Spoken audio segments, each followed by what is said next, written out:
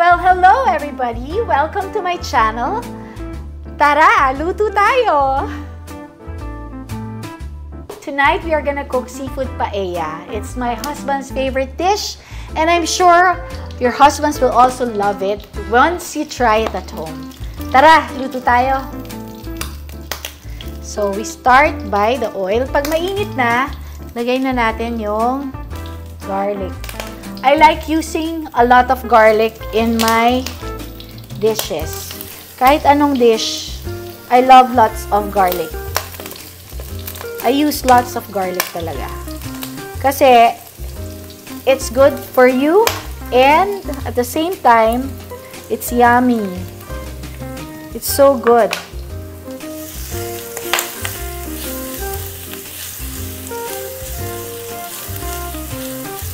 So we just brown the garlic and then when it's fully brown, not burned, then we put the onions.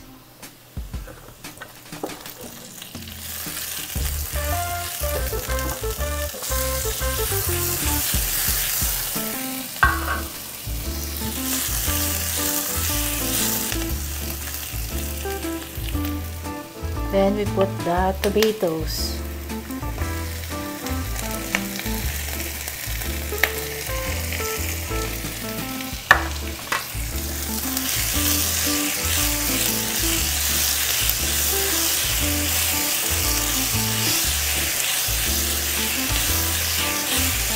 Then the tomato paste.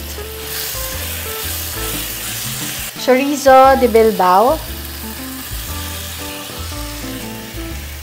I put the chorizo on na maaga para lumabas yung fat niya. Kasi yun yung nakakasarap sa dish. Yung mga meat na nilalagay natin. Worcestershire sauce.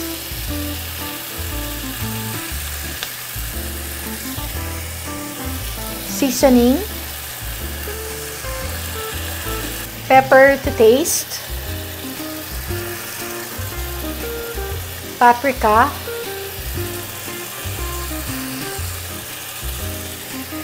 and the bell pepper,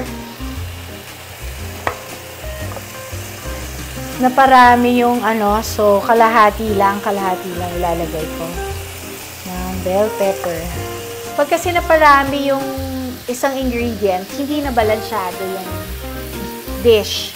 So, syempre, in everything in life, kahit sa pagluluto, you want balance. Ayaw mo nang may sumusobrang lasa. Gusto mo lahat swak. Tapos lagyan natin ng kalahati ng Knorr chicken cube. Because I'm using chicken broth. Tapos we're gonna put mushrooms.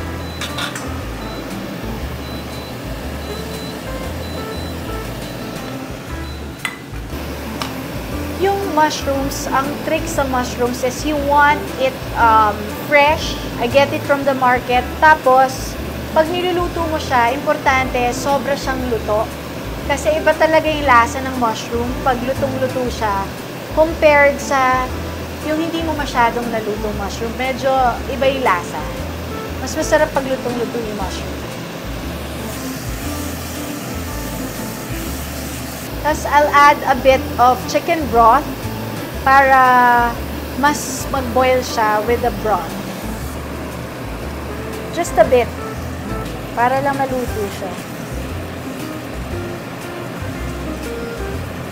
Tapos, usually, ang paella, we use paellera, which is yung flat na pan na medyo malaki, para consistent yung pagkakaluto ng rice. But, for this purpose, na dito tayo, gumamit ako ng pan, pwede rin naman siya. Pero usually, traditionally, they use paellera.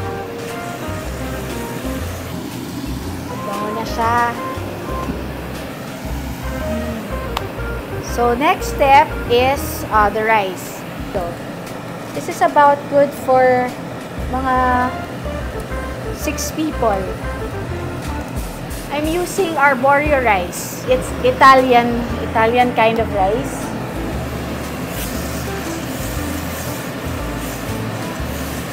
Pag halong-halo na, lagay mo na yung chicken broth.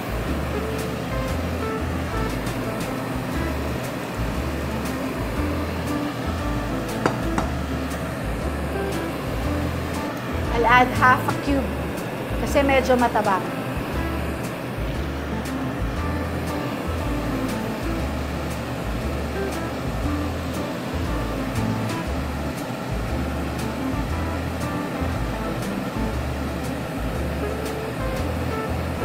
So, pakuluan lang.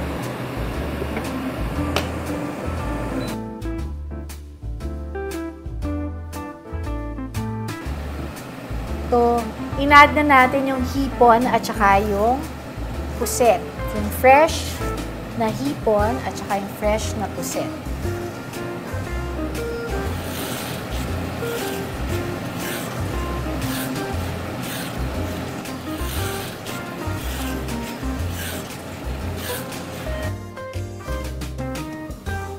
Presenting seafood paella. Bon appetit!